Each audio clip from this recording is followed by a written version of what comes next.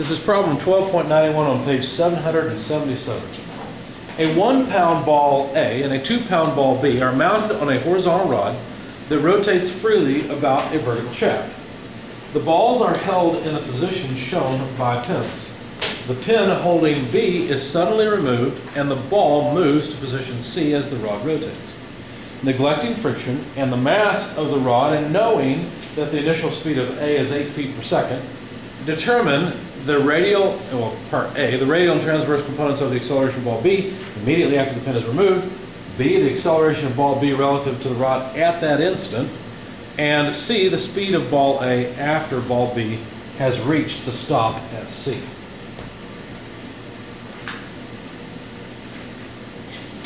So let me sketch the situation. I'm just going to sketch the rod with the balls upon it. Let's see, the point O in the center is there. It's the rotation center.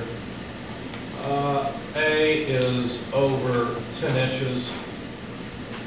And notice something about A. A is fixed to the rod. It doesn't move relative to the rod, which is a good thing for us. There's 6 more inches of rod length out beyond A. And of course, A is the 1 pound ball. It has an initial velocity of 8 feet per second.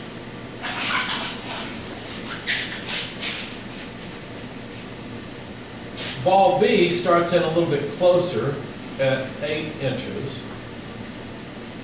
It's symmetrical. Stop C is out here, and there's a further 8 inches to go to get to stop C. So it has some initial velocity, VB, which don't know what it is right now, don't really care. We're supposed to find, now notice I'm looking at this from a top-down view so it can rotate about that center.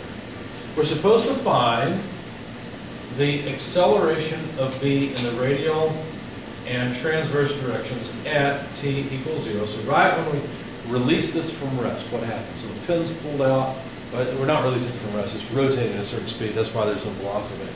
But we pull out whatever pin it is so that B is free to slide now. That's the point where we want to know its acceleration. And then part B, we'd like to know the acceleration of B relative to the rod. So that would be what I would call R double dot of B. In other words, the rate of change of the position vector that represents the position of B excuse me, relative to the rod. Obviously, there's going to be an RA and an RB. RA is going to be constant. RA doesn't change. But RB will change as the ball moves in or out or whatever it is. Well, we want to know the acceleration relative to the rod of B at this particular estimate of time t equals 0. We also want the velocity of A when B is at C. In other words, when B finally goes out to C, what is the velocity of ball A? Sound like a good challenge? A lot of fun? All right. Let's start off with a free body diagram. In fact, let's start off with a free body diagram of the balls themselves. I'm considering, do I want to do that? I'm going to do something. I'm going to get rid of the problem number because you already know what problem we're working. I'm going to put a free body diagram right on top of, well, that's going to be messy. Never mind. I'm going to change my mind. I'll leave the number. And I'll just put my free body diagrams over here and work with the fact that I won't have a whole lot of space. So body A will be here. The origin is about there, and body B is here. To be clear, here's the vector that points to body B, and here's the vector that points to body A. What forces can body A have on it? Well, there can be a force on body A in what I would call the transverse direction. Just like there could be a force on body B in the transverse direction. But notice that B is free to slide frictionlessly, so there can't be any radial force on body B, can there? However, there could be radial force on body A, so let me note that. But that's it. Those are the only forces that act on the two balls. What about the rod? Well, the rod has equal and opposite forces, so all we have to do is change directions of all of our forces.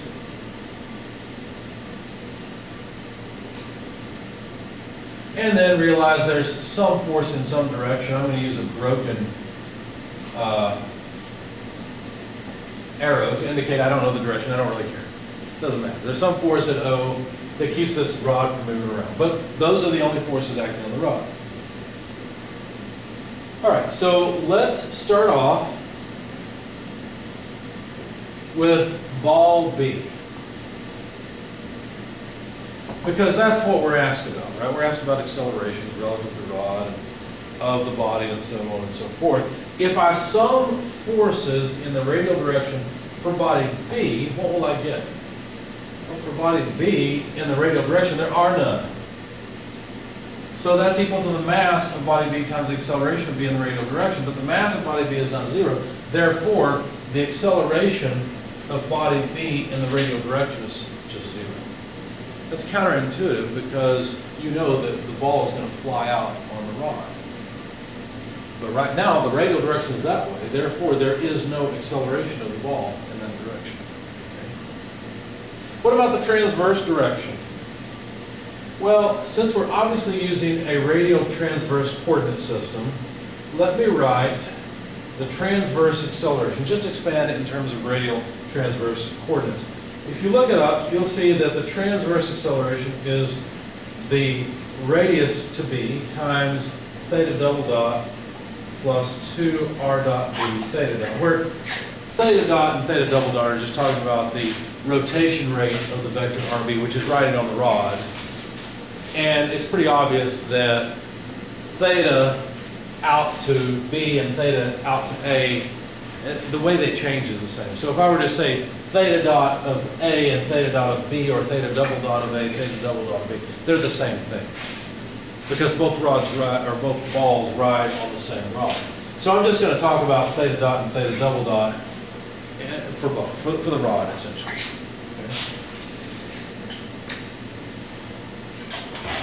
Okay. Now, while I'm at it, I'll need this, but while I'm at it, I'm going to also do the same thing and make a note about the acceleration of A. Since I segued into A, I could write the same equation, RA theta double dot plus 2R dot A theta dot, and realize that A does not move along the rod. So the length of RA never changes, therefore that's a big fat zero, and this is just RA theta double dot. So the transverse acceleration of A is a different thing than the transverse acceleration of B, because B is going to have this extra term, whereas A doesn't. So let me just make a note of that. I know they didn't ask for it, but I'm just going to make a note that the acceleration of A in the transverse direction is only RA theta double dot. We'll need that a little bit later. Okay? Now back to body B.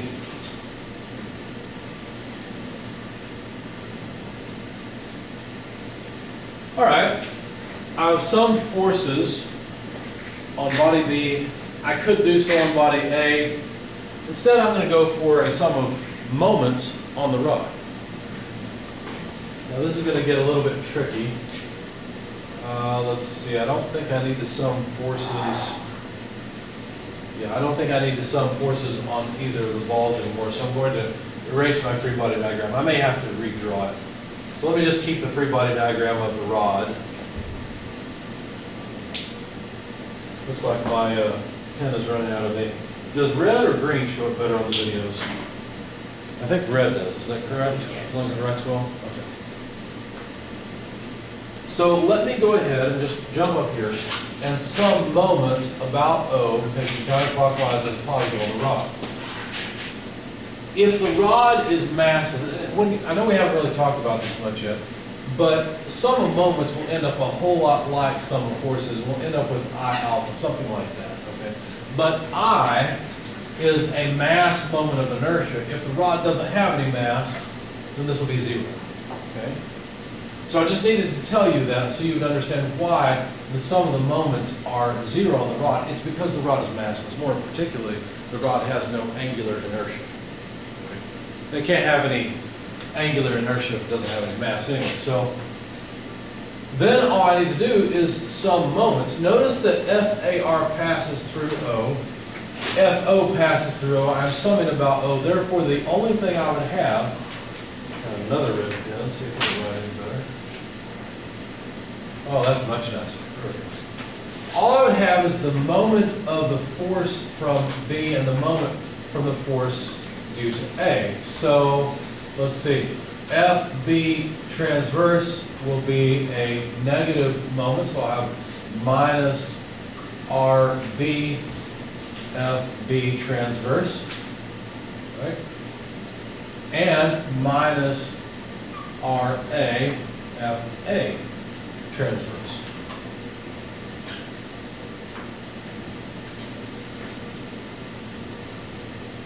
Now I can still, even though the result is 0, I can still write the right-hand side. Now this may not make a whole lot of sense initially, but I'll try to explain it the best that I can. How would we write the acceleration side? Well, notice what we're doing here is taking a moment arm times a force, right? That's what we're doing.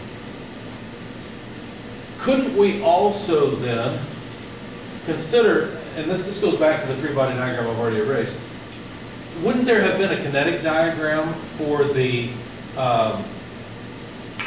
for ball B, for example, that would say mass of B times acceleration of B in the transverse direction, right?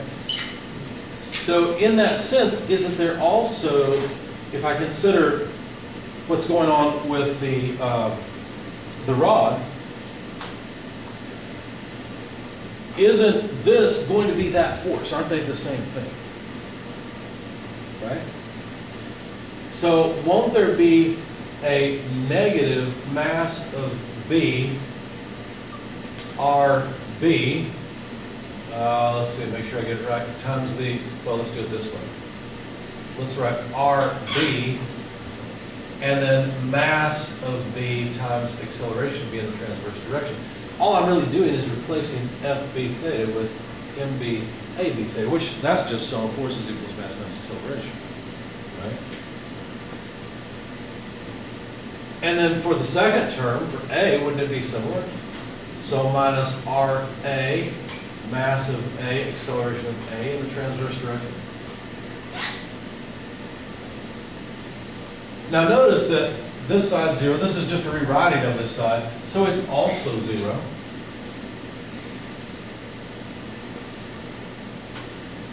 So what we've just found is that RA, MA, acceleration of A in the transverse direction, plus RB, mass of B, acceleration of B in the transverse direction, is 0.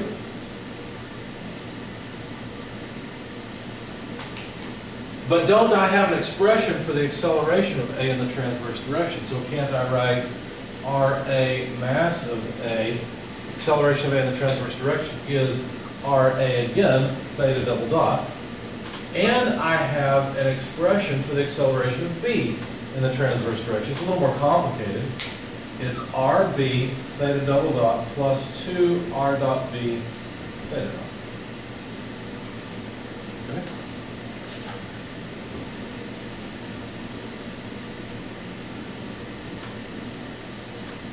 Now, with a little bit of algebra, I'm going to solve for theta double dot, because remember, this sum is just 0.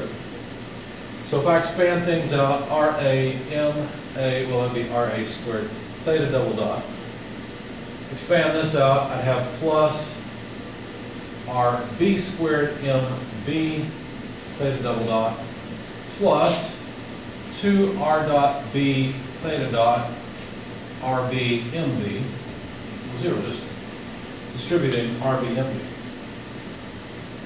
Notice there's a theta double dot here, so what I can do is say theta double dot times RA squared MA plus RB squared MB is equal to, take this to the other side, negative 2, let me put RB MB first, R dot B theta dot.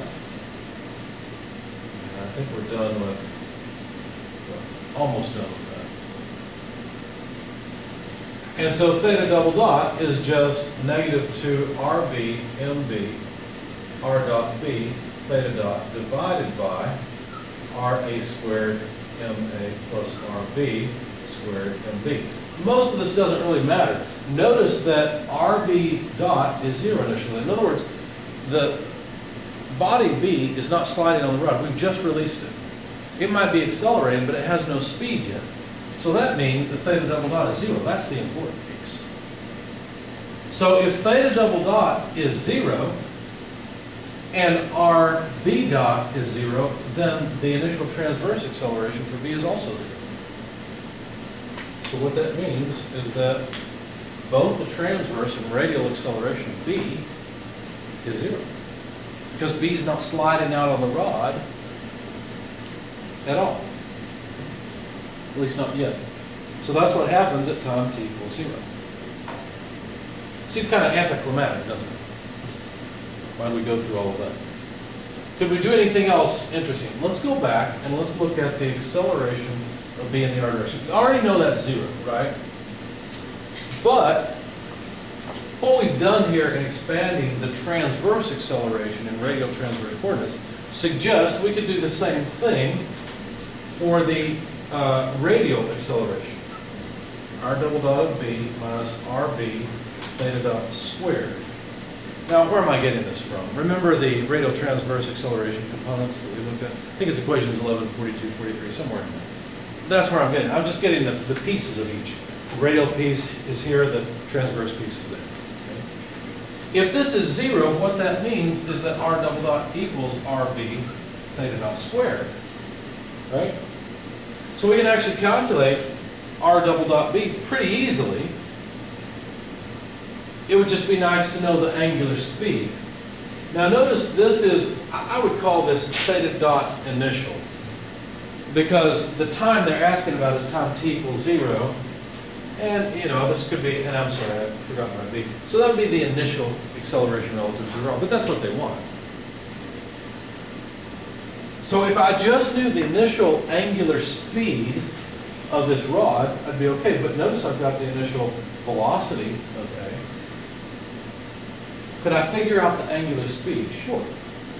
The velocity of A will always be equal to RA theta dot. Remember that? We've seen this so far. These are the equations that come right before the transverse acceleration equations.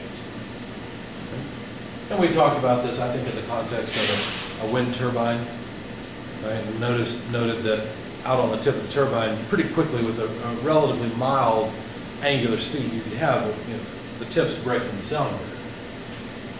So I could figure out the initial angular speed by just taking the initial velocity of A and dividing it by the radius out to A, which does not change. I need a little bit more space, so let me get rid of my sum of moments equation. So the initial velocity we know is 8 feet per second. The initial radius is 10 inches, or 10/12 of a foot. And when you do the math, this comes out to 9.6 radians per second. So that's the initial angular speed. Now that I know that, and I know where RB was initially, I guess I should put a knot on there as well. I should be able to calculate R double dot for B initially. So R double dot for B initial is R of B initial, which is just 8 inches, times the angular speed, 9.6 radians per second squared. Plug all of that into your calculator, and you'll find that the initial acceleration of B relative to the rod is 737.8 inches per second squared. I hope this satisfies your intuition. We said the absolute acceleration of B in the radial direction is 0. You say, that doesn't make any sense, because I know the ball slides out on the rod. And now we calculate, there's the acceleration you were looking for. That's relative to the rod. So the ball is accelerating relative to the rod. It's not accelerating relative to the ground, at least in the radial direction at this instant. Does that make sense? So the answer to this question, RB, is 737.28 inches per second squared relative to the rod. Okay. Any questions about this so far? Okay. Well, the next part is a question. It says, you know, what happens, what's the velocity of A when B finally goes all the way out to C? I think I've talked to you guys about riding a merry-go-round. And you know that if you're riding on a merry-go-round and you're walking and you go out towards the edge, the thing slows down. That's just conservation of angular momentum. And so I want to appeal to conservation of angular momentum to answer this question. What is momentum? Well, it's mass times velocity, right? And so the moment of mass times velocity, if I write mass of A times velocity of A, I'm talking about the momentum of A, which is in this direction initially, right? If I multiply that by the radius, I've taken the moment of that momentum about O. Does that make sense? So I'm summing angular momentum about O when I do that. So that's the momentum. Right, there's the momentum, linear momentum. And when I multiply it by that, its radial arm, now it's angular momentum. Okay. Well, B also has some momentum. And as B moves out, its velocity can change, its position can change. Of course, the angular momentum of A, the only way it can change is by its velocity changing because its position doesn't change. And if angular momentum is conserved, how do I know that angular momentum is conserved? Because there are no outside forces causing a moment. Okay, this is actually kind of reaching ahead just a little bit. There's another way to do this, but it involves recognizing the differential and then integrating, and I'd rather not do that. I don't think that's very intuitive to you. But I think this is intuitive enough you can grasp it and use it. So the next thing to do then is to say, well, the angular momentum is conserved, so mass of A times the velocity of A initial, RA, which is just a constant, plus mass of B, velocity of B initial, times R of B initial. Notice this one does change, so I'm referring to the initial state here. Whatever initial angular momentum we have must be the final angular momentum, because the angular momentum is conserved. Now I want to do something a little bit different. I want to note, again, the velocity can be written as radius times angular speed. So let's rewrite this and say mass of A, RA times theta dot, RA. So all I've done is replace VA, plus MB, RB theta dot RB equals mass of A times RA times theta dot initial. Because notice the angular speed can change, right? So I'm talking about the angular speed later or final and angular speed initial. Plus, let me not forget RA. Need that RA. Plus mass of B, and instead of velocity B initial, we'll write RB initial, theta dot initial times RB initial. Obviously, there's a simplification. Mass of A, RA squared, theta dot, plus mass of B, RB squared, theta dot, equals mass of A, RA squared, theta dot initial, plus mass of B, RB initial squared, theta dot initial. The angular speed is the same whether it's body A or body B because they're both riding on the same rod. So I can factor that out. I can say theta dot times mass of A, RA squared plus mass of B, RB squared equals theta dot initial mass of A, RA squared plus mass of B, RB initial squared.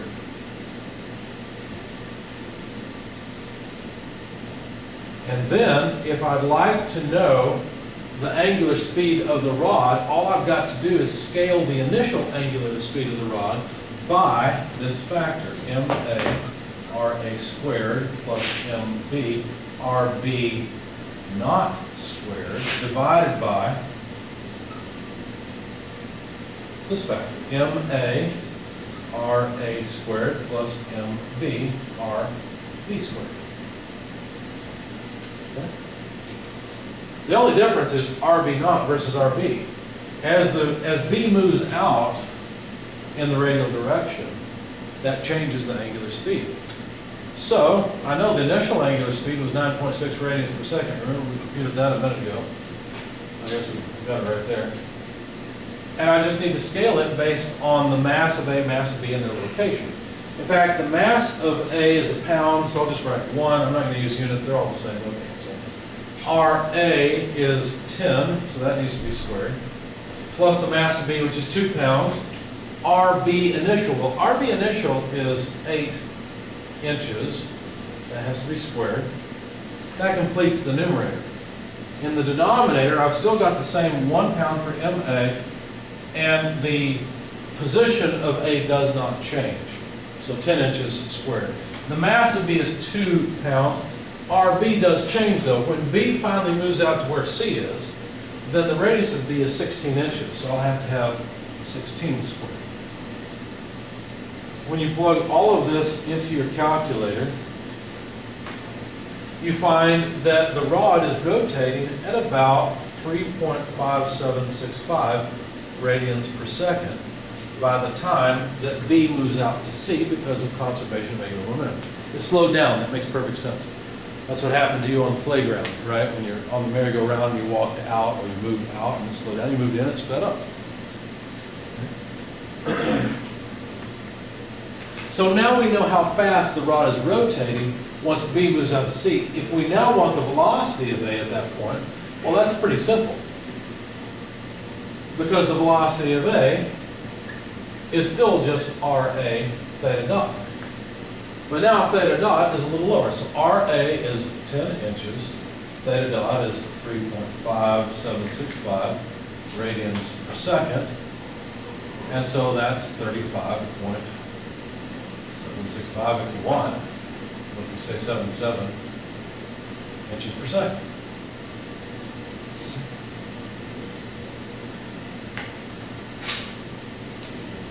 The initial velocity of A, did we ever calculate that? Yeah, no we didn't. It was 8 feet per second. Well, how much is 8 feet per second? 8 feet per second would be 8 times 12, right? Inches per second. So that's what, 80 plus 16, 96?